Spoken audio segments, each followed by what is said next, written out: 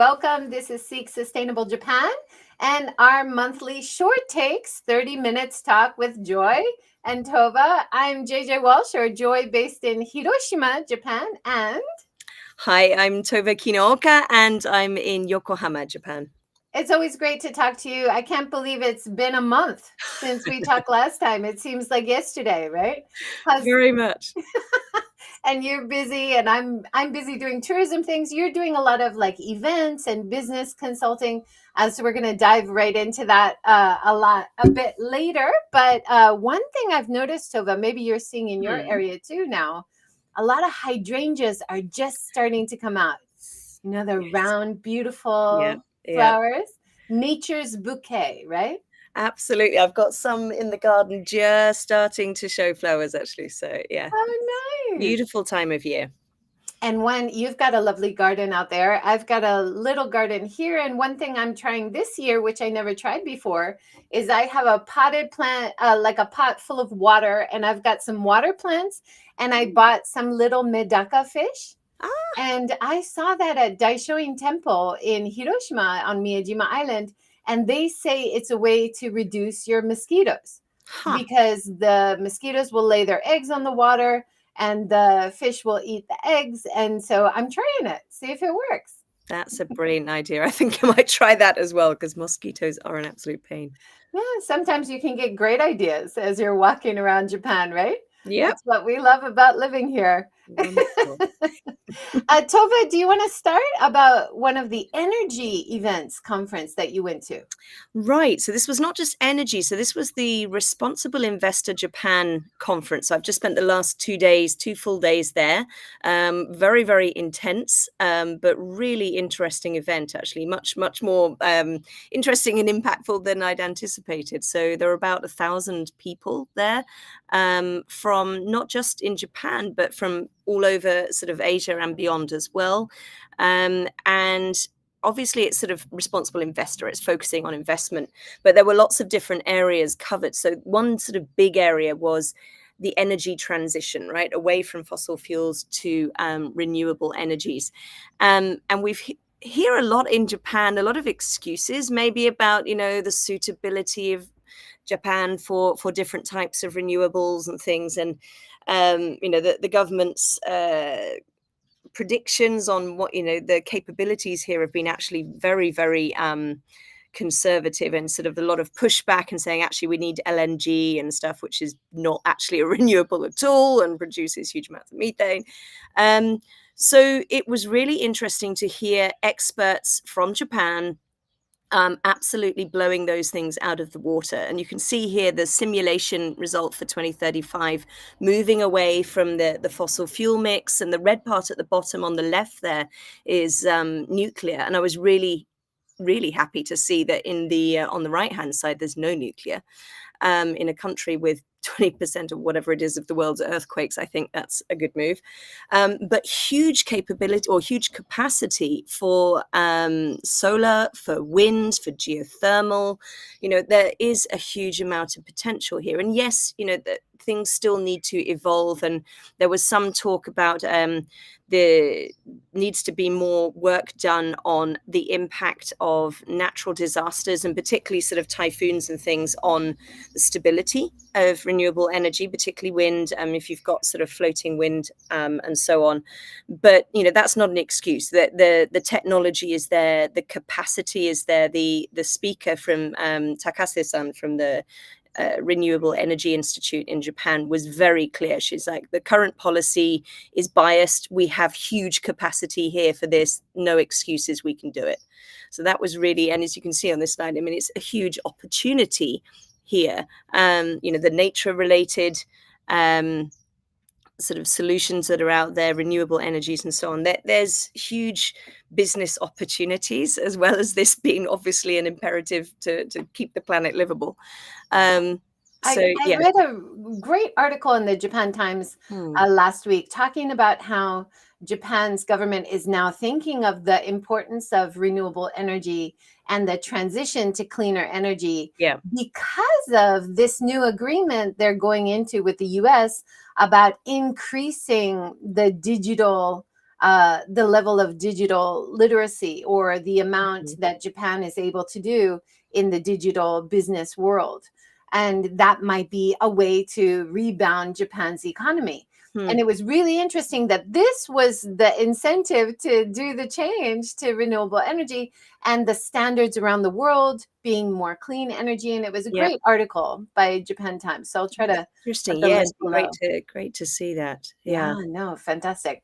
Really, whatever works to get us transitioning, right? Exactly. Yeah. I mean, one of the sort of very key points that I'm sure we've mentioned before is that there needs to be a collaboration across sectors, right? So yes, you've got the renewable energy companies, sort of as key players there, but the government also needs to be setting policy. To begin with, perhaps subsidies for renewables to get them moving, or more subsidies. There are already some going on. But also there needs to be better infrastructure built out. A lot of Japan's infrastructure energy grid at the moment is very sort of fragmented. That needs to be more cohesive, but also changing consumers' behavior and understanding, right, of what's possible and what are the pros and cons of different energy sources. At the moment, there's really not a lot of knowledge out there. And so I think, people like you who've got your solar and stuff going on, I mean, this, we know it's possible. I'm beginning to see more and more of it around, but I think there still needs to be a lot more education in the public sphere about, what the options are. Yeah, for sure. And it would be great to see more big companies, like all the electric companies, talking about adding solar to existing solar capacity that you Yeah. have, what the incentives are. I think there's a lot of consumers that don't know that Mm, there might be government subsidies. It's very unclear. yeah. Whenever I walk into an electric device, there's a lot around Japan. I Mm, always ask about solar and do you guys do installations and what are your prices? Because it used to be, until about 5 years ago, it used to be one of the main posters and promotions yeah. that you would see when you walked Mm. in. Even Costco was selling solar panels for a while. Wow. Yeah, so you Mm, don't see that anymore. So mm, it's like we need the consumer to realize that actually you can decrease your energy bill. It's an investment. You can pay it off in yeah. about 10 years and then have cheaper energy. Like Mm, even for the individual user, there's a lot of benefits in yeah. Japan for having solar. And Yeah. people say, well, there's no big feed-in tariff anymore. Well, that's true, but the price of solar when we went in to what 15 years ago, we bought Mm, it. It was 3 million yen for a 3 kilowatt system. Now it's 1 million yen. So that's the huge price has difference. Yeah. significantly Mm, come mm, down in Japan. yeah. So definitely worth thinking about to save money, not Yeah. only to reduce your carbon impact, also to have energy security, right? That's a really key one, right? Yeah. Yeah. And whatever you don't use is Mm. sold to your neighbors. Maybe you don't get a lot of money back, but isn't it nice knowing your neighbors are also using your clean energy, right? Yes. Yes. I love that Or idea, it would improve neighborly relations. So right? that's a good It's like thing. part of the Yeah. good community, you know? Yeah. And then Exactly. with battery technology coming in, a lot of people are choosing to have home batteries. And then what you don't use, you can store and you can use it at night, right? Yeah. And home batteries also are coming down in price.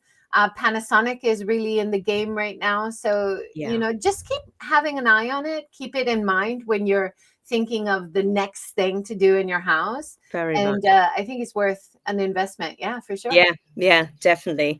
So I mean that was one of the big topics there, and I was really encouraged to see, real experts from Japan talking about the potential here, and also just calling out the current policy and saying this is completely biased. We're not listening to, the right people. We're actually sort of not making good policy here. We need to involve all the different stakeholders in the conversation and making the energy strategy going forward, and build that together. And there is huge potential. So really encouraging. Another key topic at the event was biodiversity, and of course we've had last year the TNFD, the Task Force for Nature-related Financial Disclosures, very difficult to say, coming out sort of on the back of TCFD on carbon that people have been sort of perhaps more familiar with for a while. Now we've got the nature version of that, and there's been a lot of discussion of like, okay, well, this is all a bit hard. Carbon's easy to understand. You can measure it. You can very easily set targets and see how you can reduce carbon. But for things like sort of biodiversity, that's much harder. There's still no globally aligned definition of nature positive, which is something we see on a lot of companies' websites, in their ambitions. We want to be net zero, carbon neutral and nature positive, we often see. And it's like, okay, well, what does that actually mean? But then one of the panelists was saying, well, that can't be an excuse. Yes, we need to, keep working on that definition, and that's in process now. But that's not an excuse for inaction. We can't sit around waiting for agreement. It's like, okay, we don't have perfect data yet. And with biodiversity, that might actually be very hard to get, although we've got some great sort of technology. Sorry, noisy truck going past.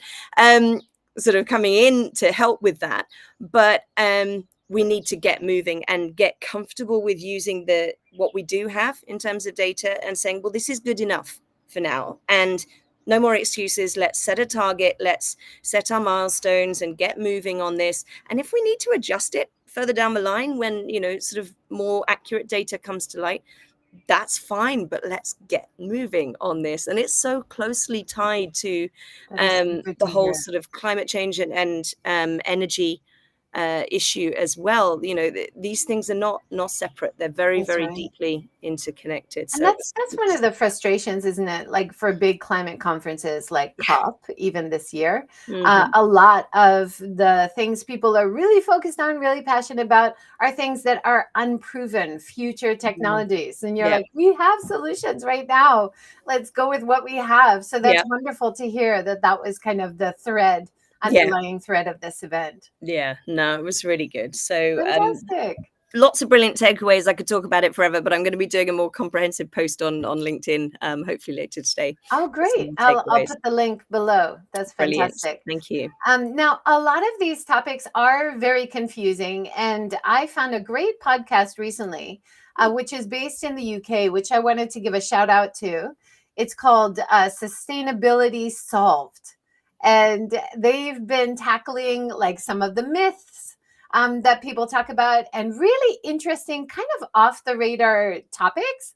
Like their most recent one I was listening to was about the funeral industry and how sustainable is the way we deal with the end of life, know? And then one of the really interesting takeaways from that episode was, if you can think of somewhere to lay your loved ones to rest, where it's easy for you to go by public transportation to visit them, that's one of the biggest carbon emitters. Wow. Is people driving far to go or flying to go and visit, right?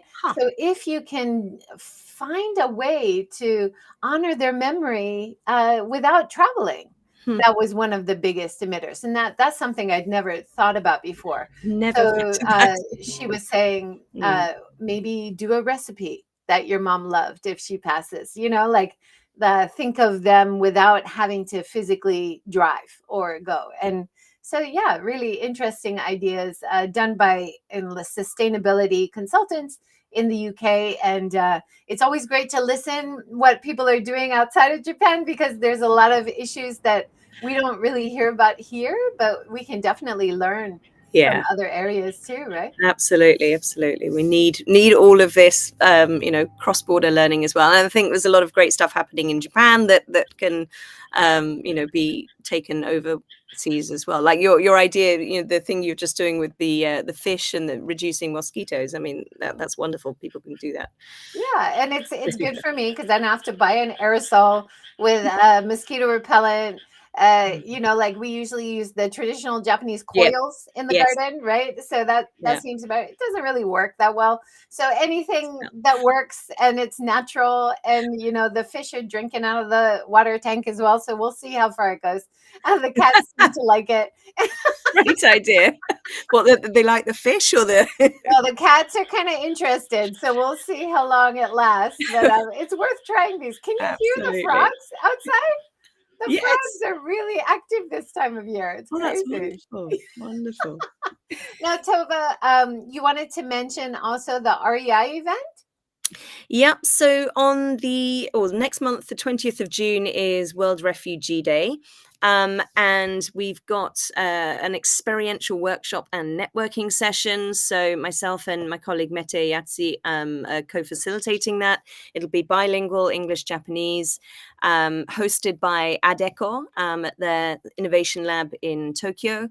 And we're going to be looking at the theme of empowerment and engagement. So how can leaders empower their people to be more engaged, to be more proactive, and just more productive as well in the organization. So we're going to be using, we've got a very experiential activity. I'm not going to say any more than that, but we'll also be looking at some REI case studies from the projects that they support of people that have really overcome incredibly difficult situations.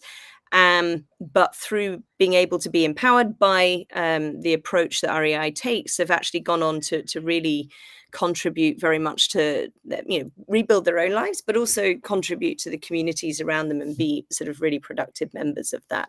And that's something that we can emulate in organizations. There's a lot to learn from their stories. So really looking forward to that. Fantastic. And the idea that we are all refugees, and you know, depending on what happens in our countries due to climate change Yeah. or war, And to we are all everyone's. potentially refugees, right? So Yeah, these are things that could affect us all, right? indeed. Yeah. Yeah. Another event coming up is with our mutual friend, Alana Banzi. Tell us about this. So this is the World Oceans Day event, from sea to summit, as you can see there. So she's got Alana's got two incredible speakers lined up for this. So for the seaside, there's Ai Futaki, who, for those of you who don't know, is based in, I think, Zushi or Kamakura, and is a world-class free diver. Absolutely amazing lady. And artist, takes incredible photographs of, as she's diving and stuff, of underwater. So she's one of the speakers. And then our friend Carol Fuchs, who is a climate activist, climate scientist, and is sort of, she's climbed Everest once already without oxygen, and is running creating a documentary later this year. She's going to be running the sort of high trail in the Himalayas to document ice loss there, and what the impact of that is on the local communities, but also on all of us, because those glaciers and the ice melt there, those feed the rivers that we all rely on then, that feed sort of the places that are producing much of the world's rice, for example, and soy and things like this. So this affects us all. So it'd be a really interesting event, and hosted by the Embassy of Canada, which is a lovely venue. Wonderful. Also, you have a summer camp for kids coming up.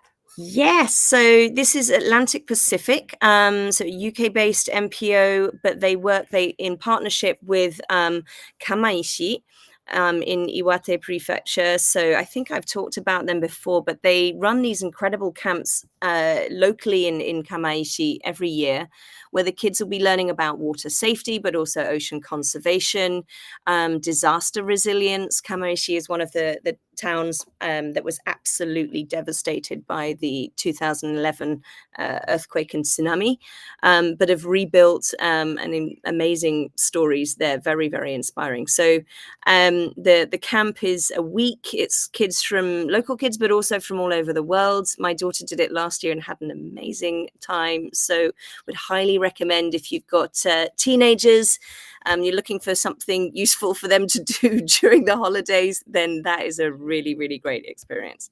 That's wonderful to hear more like meaningful summer camps. I know that my kids are looking for things which will look good on resumes for Yeah, applying for university. These kinds of things with more meaningful learning about the environment, learning about the marine life as well, yeah, really can inform future yes, studies, but also help them in future like applications too, right? yeah, yeah. No, very much. Yeah, fantastic. Hmm. Speaking of sunscreen, because we're talking about spending more time outside, I'm Mm. so happy to see that one of my favorite brands from Hawaii is now available in Japan. It's called Little Hands Hawaii, Japan. So now they have their own website. If you go to the Little Hands website, main one, you can get shipping from Japan as well as all over the world. Now, one of the things I love it about it is it's started by a working mother in Hawaii. It's all natural. It's in a reusable tin case, no plastic, Nice. and she has tinted as well as clear. So it's reef safe, marine That's life important. safe, Yeah. water resistant, and small local company. But now she's collaborating with this wonderful woman in Japan who loves the ocean, loves diving, loves Hawaii, and now bringing this also to Japan Mhm. consumers. So that's wonderful to see. Fantastic. Yeah, because going into this season, we're definitely going to be needing it, and that's a great option to have. Now, one of the things connected to oceans, which is always a contentious issue in Japan, is about whaling. It's been in the news recently about a lot of investment going into whaling again in Japan. They started commercial whaling again. Japan stopped commercial whaling in 1988, but then has started again in 2019. And there's a lot of course, many ethical issues, many sustainability issues.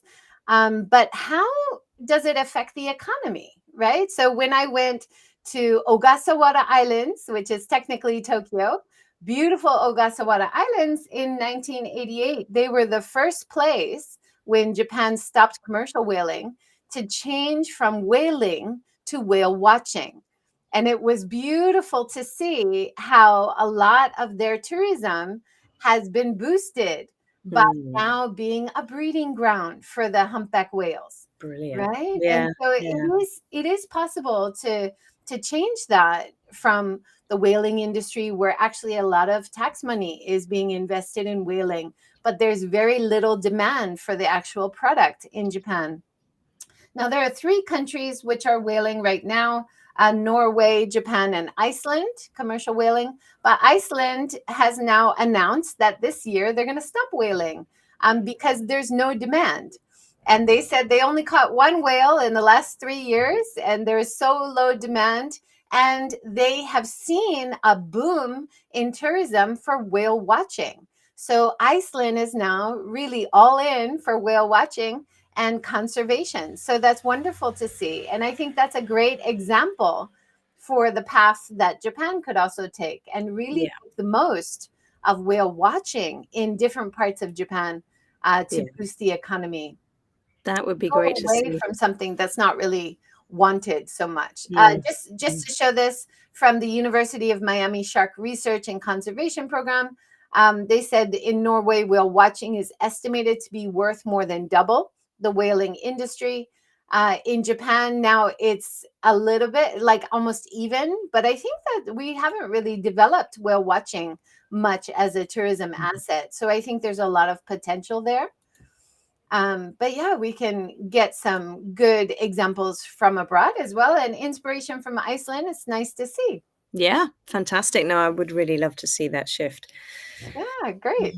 Oh, have we gone through it all in 23 minutes? So anything I else think you there want was to mention? one more thing on my list, which was about relating to tourism. Actually, this company in Japan, startup called Tyni. Um, so they are a small company that is looking at how can we provide opportunities for people to, well, Japan has an accommodation shortage, as I'm sure you know. Japan wants to bring in lots more tourists to the country, but we're really actually quite short of accommodation. So their solution is these very quick to build kind of mobile but luxury accommodation units. So they look pretty solid. I mean, looking at the photos there, but they can be moved from place to place, and so their impact actually on the environment is very low. There's very little sort of disruption of the local sort of flora and fauna when they're building, because obviously they don't have to build a sort of a set building, if you like, and then if it needs to be moved to another place, if the current site becomes unsuitable, then you've got the option to do that. And so these look wonderful, and they're talking about sort of obviously the mental health benefits, getting people back into nature and so on, but also that this can bring accommodation to places that maybe wouldn't ordinarily have it otherwise. So you're opening up new areas and giving them the option to bring tourists into there. And also it's much lower impact than building actual sort of fixed buildings as well. So lots of great benefits to this. I think they've got a couple of them running at the moment, and they're currently sort of raising funds to expand and build more. So it's interesting. I think I'm going to keep an eye on what's going on there. That's fantastic. I think in the news, there's been a lot of focus on over tourism, especially in Japan. We've had some big issues in tourism recently.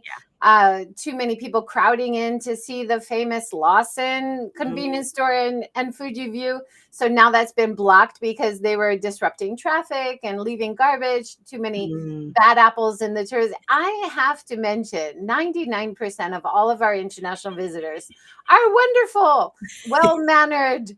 They really respect Japan, right? But it's this bad apple 1% who's really getting in the news all the time. I was traveling with a group by the streetcar in Hiroshima to Miyajima Island the other day, and there was a group from the UK. They were having a great time, and one of the guys, because it was bumpy, he was holding on to the handles.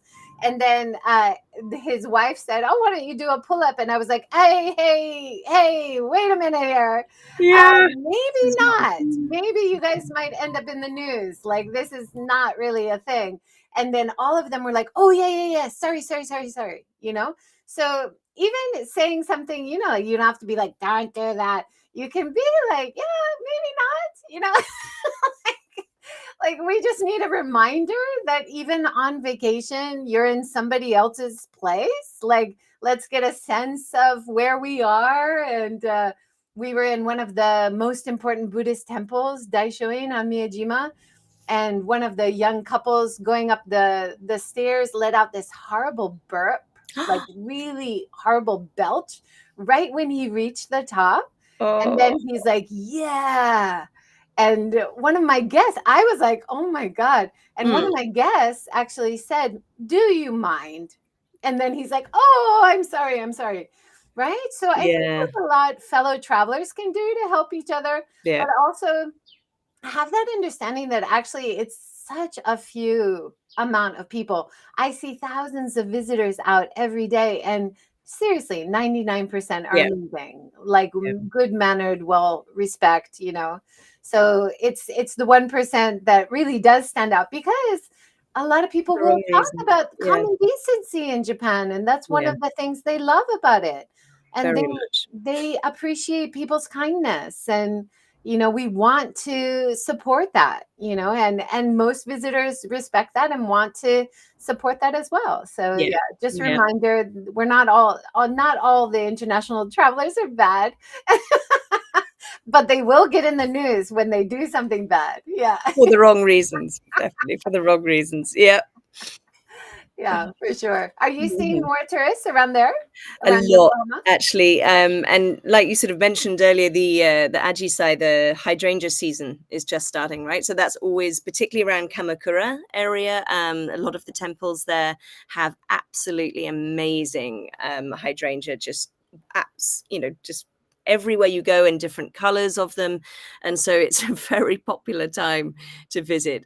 So we're seeing a lot of people coming in, which is really lovely. And I think, through the COVID period, obviously tourism in Japan, because it was closed for so long, really took a hit. So yes, it's a little frustrating. The trains are crowded or the roads are crowded or whatever, but I'm also really pleased for, the local tourism industry to see that things are really booming.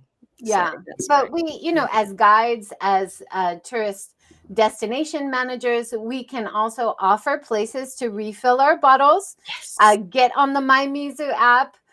We can reduce waste. I know a lot of guests will say there's no trash cans, and I explain why, that it's an overflowing trash can is worse than no trash can, and where they can properly Yeah. dispose of things. But also, there's a bit of responsibility for the businesses here not to be selling single use. And if Absolutely. they are selling single use plastic, offer to take it back. Yeah. Have a trash can for what they're selling, Yeah.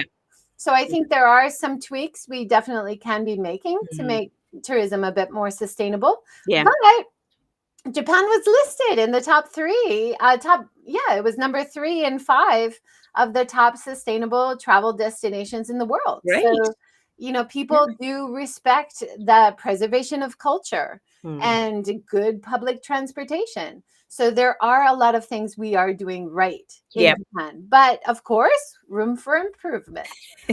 Always, always. Well, we'll stop Mm. there. We got just over 30 minutes. Thanks everyone for joining. Thank you again, Tova. Always great talking to you. Likewise. Thank you. Have a great day, everyone, and see you next month.